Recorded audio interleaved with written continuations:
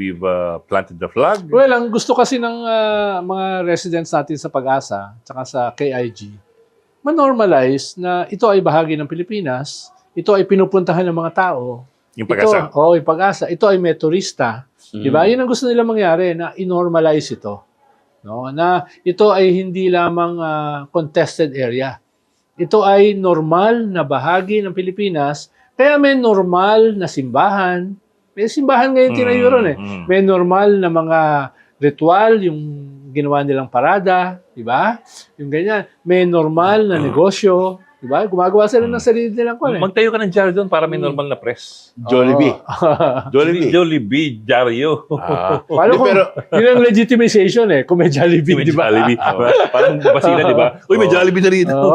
Pero alam mo, kailangan doon, kailangan mo ng desalination plant. Oo. Para may tubig. Tubig. Tubig. Katulad ng ginawa sa BRP Sierra Madre. Oo. May maliit na desalination. Talaga? Oo. Maliit. Pero naunahan sila ng Malaysia.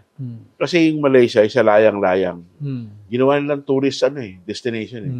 Wala nga lang. Contested yun. Oo. Siyempre, takot, di ba? Pero yung Pag-asa ginawa rin tourist destination, may tawag doon, may freedom, Hindi, kaya nga kasabay nitong ginawa ng atin ito, yung ginawa ng Pag-asa Municipality na magpadala ron ng isang vessel na may mga turista. Yun yung purpose nun. Matagal lang ginagawa yun. Alam mo si Benson Dakay, meron siyang yate, no? Ang dinadala niya rin, mga Japanese divers.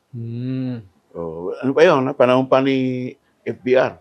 Pero ito, sabi niya, mga domestic tourists, mga Pinoy. Mga taga Puerto To Princesa. normalize, pag taga Puerto ka ata, discount o libre, parang gano'n eh. Layo ng biyahe. Pero Tatlong araw. Hindi, pero mas ang habol kasi noon iba eh. It's more political eh. Yeah. No, it's more symbolic